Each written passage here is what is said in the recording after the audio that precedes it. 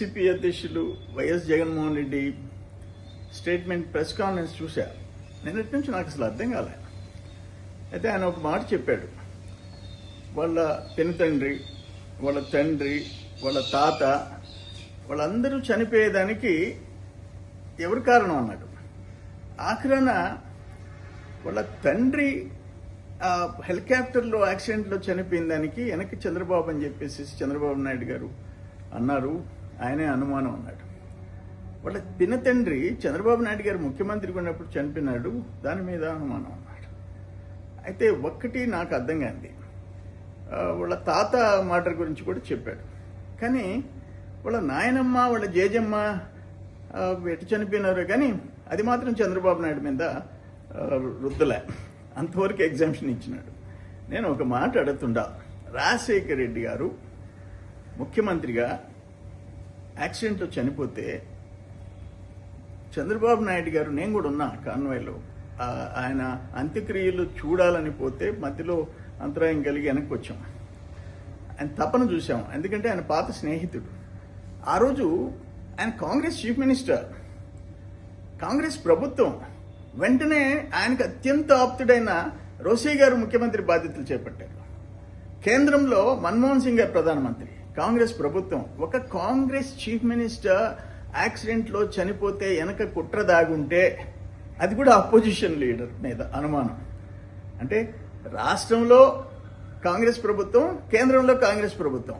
ఆఖరణ రోసయ్య గారు తన మిత్రుడు యాక్సిడెంట్ గురించి సిబిఐ వెయ్యాలని చెప్పి కేంద్రానికి రాసి సిబిఐ ఎంక్వైరీ వేయించారు. సిబిఐ టోటల్గా ఎంక్వైరీ చేసి యాక్సిడెంటే ఇది కారణము, ఈ చావుకి యాక్సిడెంటే కారణమని రిపోర్ట్ ఇచ్చింది. అంటే ఆ సిబిఐని కూడా చంద్రబాబు నాయుడు గారు, అంటే రాష్ట్రంలో కేంద్రంలో కాంగ్రెస్ ముఖ్యమంత్రి ప్రధానమంత్రులు ఉంటే, కాంగ్రెస్ ప్రభుత్వాలు ఉంటే, ప్రతిపక్షంలో కూర్చున్న చంద్రబాబు నాయుడు గారు సిబిఐని కూడా మేనేజ్ చేసి రిపోర్ట్ ఇప్పించాడా? ఏం మాట్లాడుతున్నారు మీరు అంటున్నా నేను ఇంకొకటి అడుగుతుండా.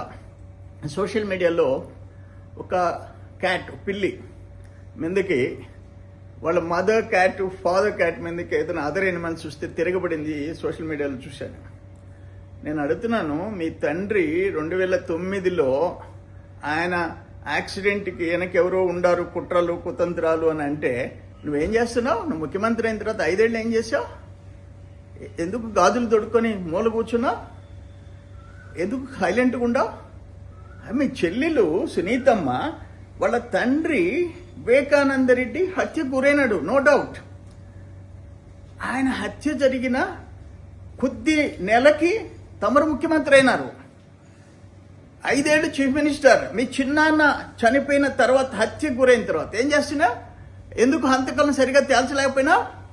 ఎందుకు మీ చెల్లెలు వాళ్ళ తండ్రి చనిపోతే విరోచితంగా పోరాడుతుంది, రాష్ట్రం, కేంద్రం, సుప్రీంకోర్టు దాకా పోరాడుతుంది. అరే, పులివెందుల పులి అనిపించుకుంది, నువ్వు పులివెందుల పిల్లివే? ఆ క్యాట్ మేలు అంటున్నా నేను. సోషల్ మీడియాలో ఉండే క్యాట్ నీకంటే పౌరుషంగా ఎదుర్కొంది వాళ్ళ పేరెంట్ క్యాట్స్ని ప్రొటెక్ట్ చేసేదానికి. సునీతమ్మ పోరాడింది, సుప్రీంకోర్టు దాకా పోరాడుతూనే ఉంది, ఈ రోజుకి కాంప్రమైజ్ కాలే. బట్ తమరేం చేశారు? ఏమన్నా అర్థం ఉందంటయ్యా నువ్వు మాట్లాడే మాటలకి? ఆయన కంప్లీట్ పాదసారథిరెడ్డి చరిత్ర అంతా చెప్పాడు. పాదసారథిరెడ్డి కడప, పులివెందుల మీ తండ్రులు, తల్లులు, మీ తాతలు, ముత్తాతలు బ్యాక్గ్రౌండ్ అంతా చెప్పాడు. మాకైతే అంత దూరం తెలియదు కదా, మేము విన్నాం. ఇప్పటికీ ప్రథమ సాక్షి మీ తాతలు, ముత్తాతల దగ్గర నుంచి, మీ తండ్రి దగ్గర నుంచి జరిగిన ఘోరాలు, నేరాలు విషయంలో పాదసారథిరెడ్డి ఒక్కడే పర్ఫెక్ట్గా ప్రజల ముందు చెప్పగలిగినాడు. ఇది జగన్మోహన్ రెడ్డి, నువ్వు ఎన్నైనా అనుకొని నువ్వు రాజశేఖర రెడ్డి టైంలో, మీ తండ్రి టైంలో చేసిన కరప్షన్, నిన్న నువ్వు చీఫ్ మినిస్టర్ అయిన తర్వాత ఎక్సైజ్లో 30,000 మంది నీకు ఓట్లు వేసిన వాళ్ళు చనిపోయినారయ్యా. 30,000 మంది, లక్షల మంది పడకలెక్కారయ్యా. ఇవన్నీ పక్కన పెడతాం. 2009, 26, 17 ఏళ్ల తర్వాత మా తండ్రి చావుకి చంద్రబాబు నాయుడు కారణం అని చెప్పేసి అనుమానాలు ప్రజల్లో రేకెత్తించడానికి నువ్వు ప్రయత్నం చేయటం చాలా ఘోరం. ఇది ఎవరు మీ ఫాలోయర్స్ని అడగండి.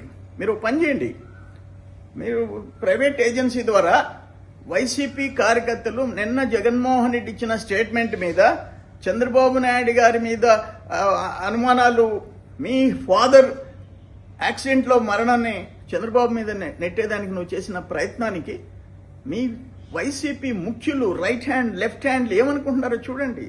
మీరు మావి గన్ అన్నప్పుడే మీ గన్ కల్చర్ ఏందో అర్థమైంది. ఆఖరికి రాష్ట్ర రాజధానికి కూడా గన్ అనేది ఉండాలనే నీ కోరిక.